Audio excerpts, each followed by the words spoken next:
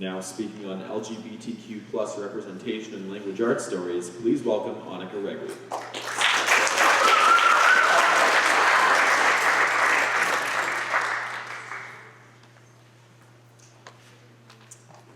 August, freshman year.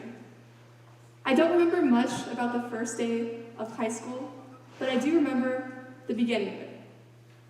I remember what shirt I wore. It was a red one that said Ventura Harbor. I remember my backpack, which was bright blue. And then I remember stepping in to my first class of high school. It was language arts. I stepped in with excitement and I listened to the teacher speaking. She first spoke about her own first day of high school and how she remembered being in our shoes. Sitting there and listening, I felt like I was starting a new chapter and that so much was in store. And I was right. I had 4 years ahead of me to live and to learn. Sitting there at the age of 14, I wondered if high school would be like the movies, full of parties and romance. And the idea of college and the junior year workload felt miles away. At that age, everything felt new. So much has changed since then. Throughout those years, I have learned so much about who I am and how to feel comfortable with that. Little did I know that 2 years later, I would come out to my family. I could not have imagined back then that I could and would stand here today feeling confident enough to share this about myself. I identify as part of the LGBTQ plus community. I'm a queer person. And I know that doesn't sound like it should be a big deal to say, and it shouldn't be, but to me, it is a big deal. Because the freshman year me back there wouldn't have been able to say that. Because even as I learned more about myself, I didn't feel comfortable talking about it. I didn't feel at ease with myself. And a lot contributes to that feeling. Although I certainly think that a reason contributing to my discomfort was this. School lessons right now rarely speak about the LGBTQ plus community. Rarely in school lessons did I see the LGBTQ plus community represented or spoken about, and therefore I never really saw myself when going through Santiago High School. And from that first day of high school, I would learn about Romeo and Juliet. I would learn about Scout. I would learn about Frankenstein. I would learn about Gatsby. But I never learned about LGBTQ plus characters. Now, throughout this speech, I will be talking about the LGBTQ plus community, and what I mean by LGBTQ plus is anyone who identifies as lesbian, gay, bisexual, transgender, queer, and beyond that. The plus is meant to signify anyone who is born or identifies as something other than those 5 letters, and that is, for example, people who are intersex, people who are asexual, people who are pansexual. Now, I would like to focus in on a key subject taught here at Santiago High School, and that is language arts. Almost all the students that go here take 4 years of this subject. However, what language arts classes here lack is LGBTQ plus representation in the characters and stories we read about. This is something that needs to change. There should be more LGBTQ plus representation in the literature of language arts classrooms. From my experience in Language Arts Honors 1, Language Arts Honors 2, AP Lang and AP Literature, is that there are a couple purposes to language arts classes. One of them is to teach students how to think more critically about what they read. Another is to teach students how to write better. But there's another lesson that students encounter a lot, and that is to introduce those students to different perspectives. Words are a way to share the different ideas, experiences, and emotions of others. Students not only read about these different perspectives, but they discuss these perspectives with their classmates. This is done through Socratic seminar discussions, group conversations, and group projects. And from that, characters can show different perspectives on the world as well. From the language arts classrooms I've sat through, from the lessons I've sat through, characters have lended themselves to wider discussions on issues such as the American dream, such as racism, such as sexism, and more. When students are exposed to these different perspectives, they have a better understanding, a more diverse understanding, a more knowledgeable understanding of the world and the people around them. LGBTQ+ representation is lacking here. There should be more of it in language arts classrooms because students should read about and be exposed to the perspectives from that community. Now, I've read a lot of stories, this year especially.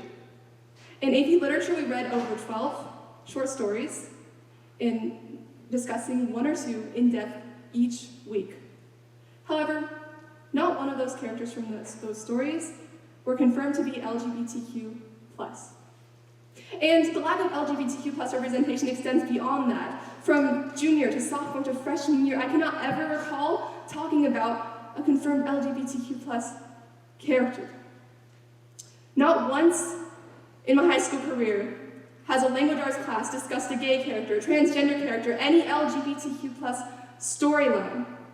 And that is because it has virtually never come up in the stories that we read about. In 2020, Gallup conducted over 15,000 interviews of Americans aged 18 years and older. From their interviews, they estimated that approximately 5.6 of US adults identify as LGBT. And not only that, but from the Generation Z interviews that they conducted, about 15.9 of them self-identified as LGBT. And this means that there is likely a sizable LGBTQ+ population that go here to Santiago High School. Now, increasing LGBTQ+ representation in language arts classrooms could bring about more awareness to issues facing the community, such as types of homophobia, types of transphobia, and more. It could start a conversation. And not only that, but the stories of language arts classrooms should represent the students in the class. Not only does it feel good to see a diversity of opinions, to see a diversity of characters, but by increasing representation for that community, students that identify with the community might feel more inclined to participate in class discussions. Because it feels good to feel seen. And when students feel like their own stories are being told, when they feel like that their perspectives are being told, they might feel more inclined to share their own experiences. Now, throughout high school,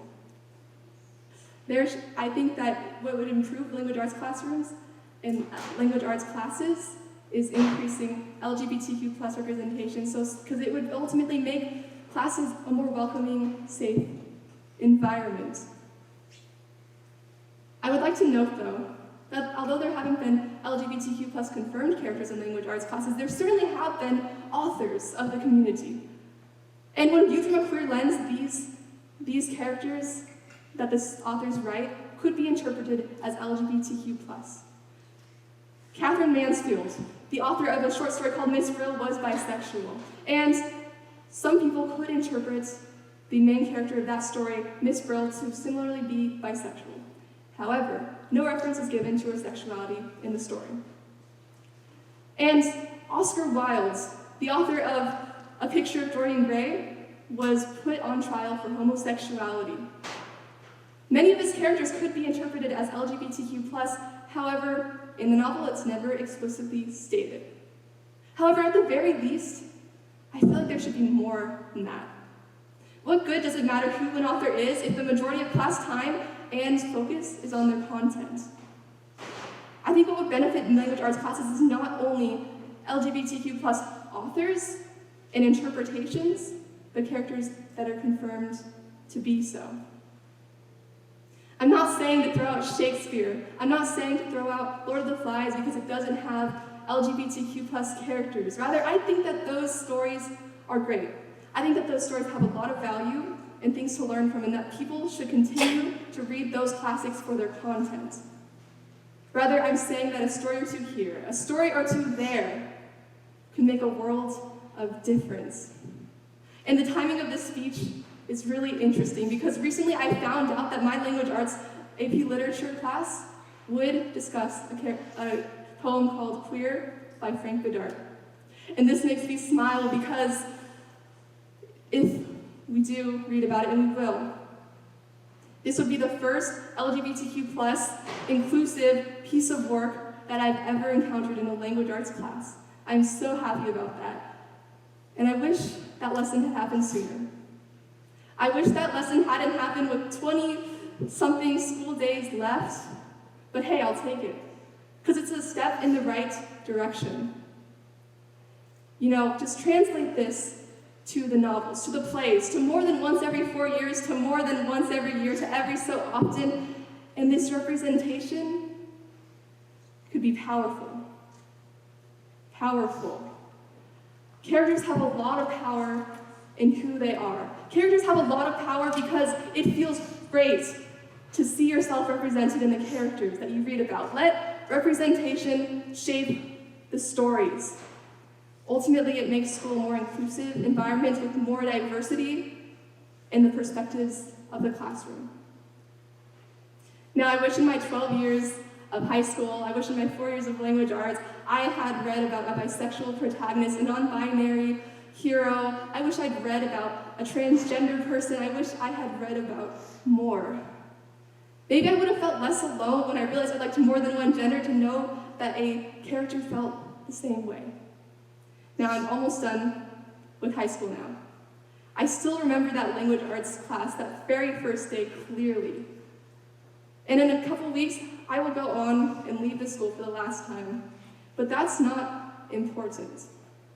What's important is that next year, and the year after that, and the year after that, there will be another kid who walks through those doors, who will start the high school experience all over again.